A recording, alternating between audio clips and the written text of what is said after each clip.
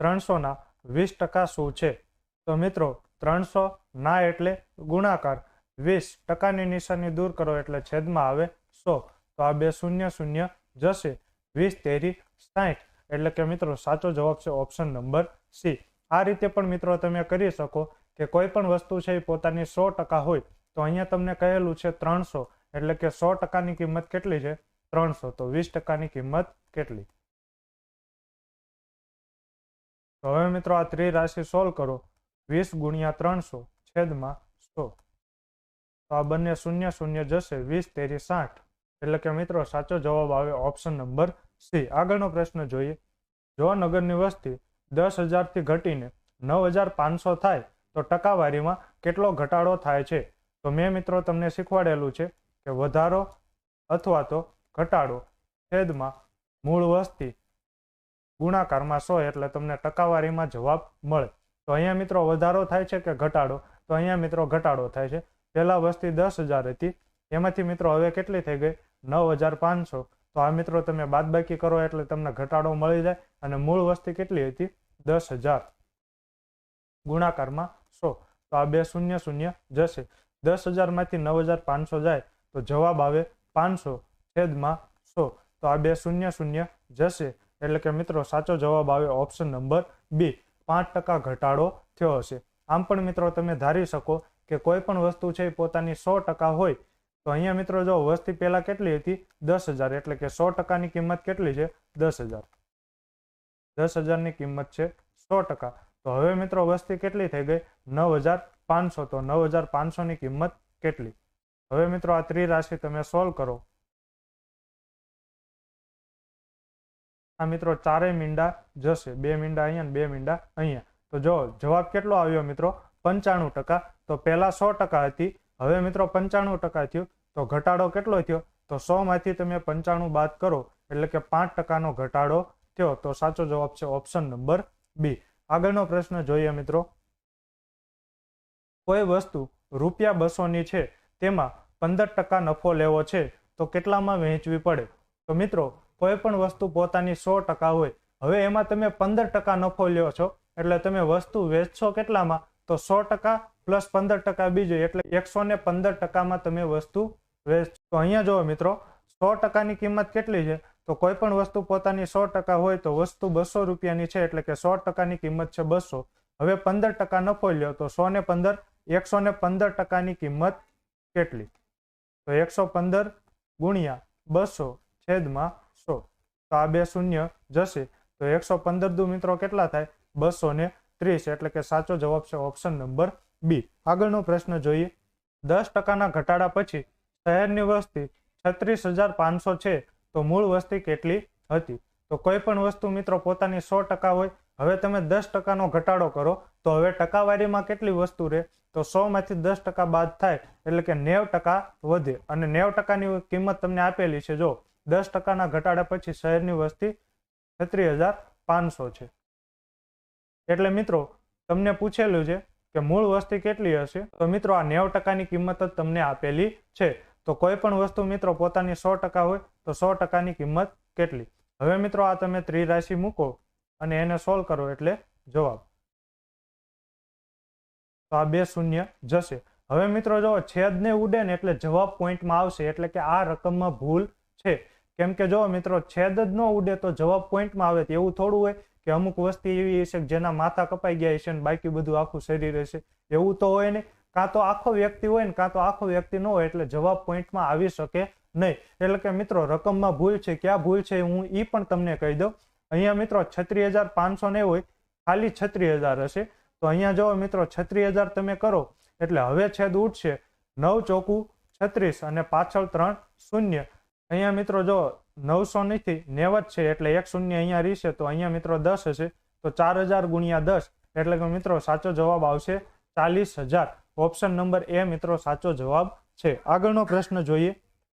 500ના 50%ના 20% શું છે? તો 500 ના એટલે ગુણાકાર, 50%ની નિશાની દૂર કરો એટલે છેદમાં 100. ના એટલે ગુણાકાર, 20%ની નિશાની દૂર કરો એટલે છેદમાં 100. આ બે શૂન્ય જશે, આ બે શૂન્ય જશે. 55 25 ને 25 દુ 50 એટલે કે મિત્રો સાચો જવાબ છે ઓપ્શન નંબર બી. હવે આ દાખલો મિત્રો મોઢે પણ થાય. કઈ રીતે? જો 500 ના 50%, 50% એટલે અડધા, તો 500 ના અડધા કેટલા થાય? 250. 20% એટલે પાંચમો ભાગ, તો 250 નો પાંચમો ભાગ કેટલો થાય? 50. એટલે કે સાચો જવાબ છે ઓપ્શન નંબર બી. આગળનો પ્રશ્ન જોઈએ. જો એક મહિનાનો 7મો દિવસ શુક્રવાર કરતા 3 દિવસ વહેલો વાર હોય તો તે મહિનાનો 10મો દિવસ કયો હોય? તો સૌથી પહેલા તો મિત્રો 7મો દિવસ કયો છે? શુક્રવાર કરતા 3 દિવસ વહેલો, એટલે શુક્રવાર પહેલા કયો આવે? ગુરુવાર. ગુરુવાર પહેલા બુધવાર, અને બુધવાર પહેલા મંગળવાર. તો શુક્રવાર કરતા 3 દિવસ પહેલો એટલે શુક્રવારમાંથી તમે 3 વાર આગળ જાઓ તો જવાબ આવે મંગળવાર. તો 7 તારીખે મંગળવાર હશે, તો 8 તારીખે બુધવાર, 9 તારીખે ગુરુવાર, અને 10 તારીખે મિત્રો કયો વાર હશે? તો 10 તારીખે હશે શુક્રવાર. એટલે કે સાચો જવાબ છે ઓપ્શન નંબર સી. આગળનો પ્રશ્ન જોઈએ. જો 1 જાન્યુઆરી 2002 ના રોજ મંગળવાર હોય તો 31મી ડિસેમ્બર 2002 ના રોજ કયો વાર હતો? તો જો મિત્રો 2002 છે એ લીપ વર્ષ નથી. તો લીપ વર્ષ નથી એટલે કે કેવું વર્ષ છે? સામાન્ય વર્ષ છે. અને મેં તમને જૂના વિશેષાંકના સોલ્યુશનમાં સમજાવેલું છે કે સામાન્ય વર્ષનો પ્રથમ દિવસ અને અંતિમ દિવસ સમાન હોય છે. બધાય તમને ગોખાવે છે, મેં તમને સાબિત કરીને દેખાડ્યું હતું. જો હજી એક વખત શીખવાડી દો. સામાન્ય વર્ષમાં કેટલા દિવસ હોય? 365. એને મિત્રો આપણે 7 વડે ભાગીએ તો 7 પંચા 35. કેમ 7 વડે તે? તો અઠવાડિયામાં 7 દિવસ આવે તો વધારાના દિવસો મને મળી જશે. તો 7 પંચા 35. 36 માંથી 35 જાય તો 1, બાજુમાંથી ઉતાર્યા 5. 7 દુ 14, તો 15 માંથી 14 જાય તો શેષ વધે 1. એટલે મિત્રો વધારાના દિવસો કેટલા છે? તો 1. અને અઠવાડિયા ટોટલ કેટલા છે? તો 52 અઠવાડિયા છે. હવે મિત્રો આપણે માની લઈએ કે 1 તારીખે સોમવાર છે, તો મિત્રો બીજી તારીખે કયો વાર હશે? મંગળવાર.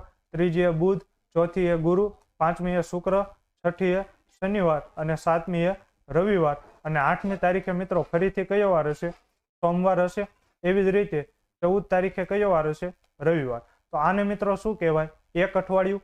આ બીજું અઠવાડિયું, આ ત્રીજું અઠવાડિયું, ચોથું અઠવાડિયું. આવી રીતે મિત્રો તમે 52 અઠવાડિયા સુધી જાઓ. આ છે મિત્રો 52મું અઠવાડિયું. તો 52મા અઠવાડિયાનો છેલ્લો દિવસ તો કયો વાર હશે? રવિવાર. તો જો મિત્રો 52 અઠવાડિયા પૂરા થઈ ગયા એટલે કે 364 દિવસ કમ્પ્લીટ થઈ ગયા. ટોટલ 365 દિવસ આવે. તો હવે મિત્રો આ 365મો દિવસ કયો હશે? તો અહીંયા મિત્રો રવિવાર છે. તો હવેનો આગળનો જે દિવસ હશે એ મિત્રો કયો હશે?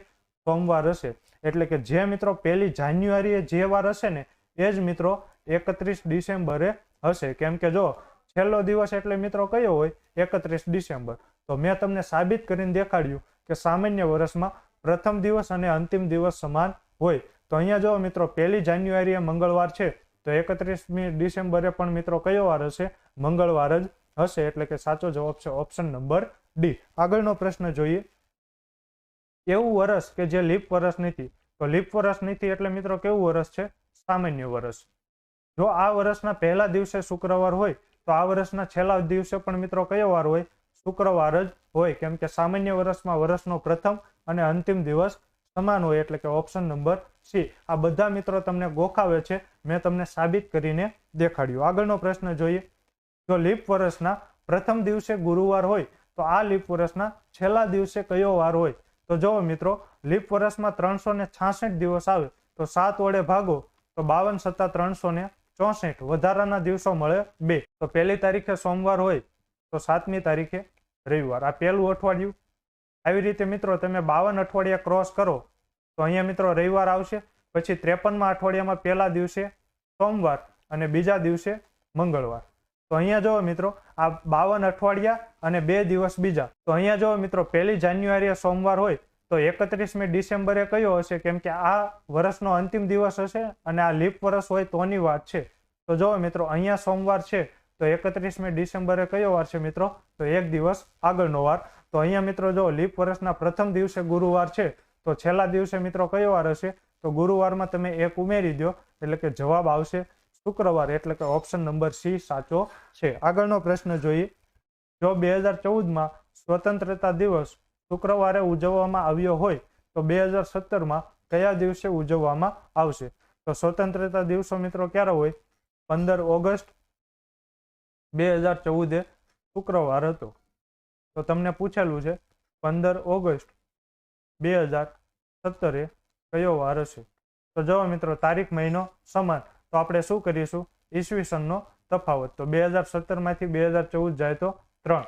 હવે મિત્રો 2014 લીપ વર્ષ નથી, 2015 પણ લીપ વર્ષ નથી, 2016 લીપ વર્ષ છે અને 2017 લીપ વર્ષ નથી, તો આપણે એક લીપ વર્ષ ઉમેરી દઈશું. તો 3 ને 1 4.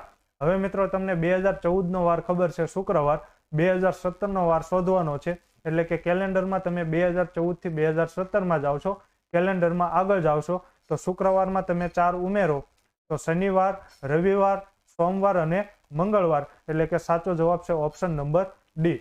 તો મિત્રો આનું સોલ્યુશન પણ મેં તમને જૂના વિશેષાંકના સોલ્યુશનમાં વિગતવાર સમજાવેલું છે, તો એ મિત્રો તમે જોઈ લેજો. તો આશા રાખું છું મિત્રો આજના 10 પ્રશ્નો તમને સમજાઈ ગયા હશે. મળીએ છીએ આગળના વિડીયોમાં. જય હિન્દ, જય ભારત, ખૂબ ખૂબ